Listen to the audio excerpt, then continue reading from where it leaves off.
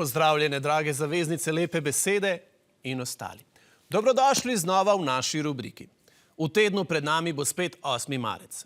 Praznik, ne inštitut. Inštitut je vsak teden. 8. marec, dan žensk, pa samo enkrat na leto.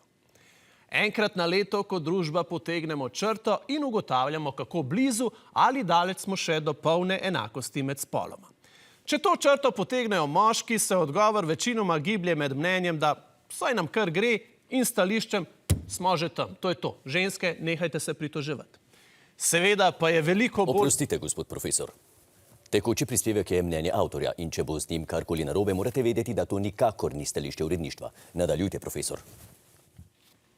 Seveda pa je bolj prav, če to črto potegnejo ženske. Saj znajo precej bolje razumeti in interpretirati statistične podatke, ki pravijo, da so denimo v povprečju ženske še vedno slabše plačane od moških na primerljivih delovnih mestih, da doma v gospodinjstvu še vedno postorijo bistveno več, da so na odločevalskih pozicijah še vedno manj zastopane in še bi lahko naštevali. In prav v teh različnih pogledih na vprašanje enakosti smo našli našo novo besedo tedna. Eno besedo z ločenima pomenoma za en in drug spol. To je grenakost. Za večino moških ta beseda pomeni, da gre na enakost, do enakosti ni več daleč, če nismo menda že tam. Večina žensk pa sliši poudarek na zlogu gren. Grenakost, torej enakost, ki ima še vedno malo grenkega priokusa, saj morajo ženske vedno znova razlagati, kje vse so še zapostavljene, onemogočane ali preobremenjene.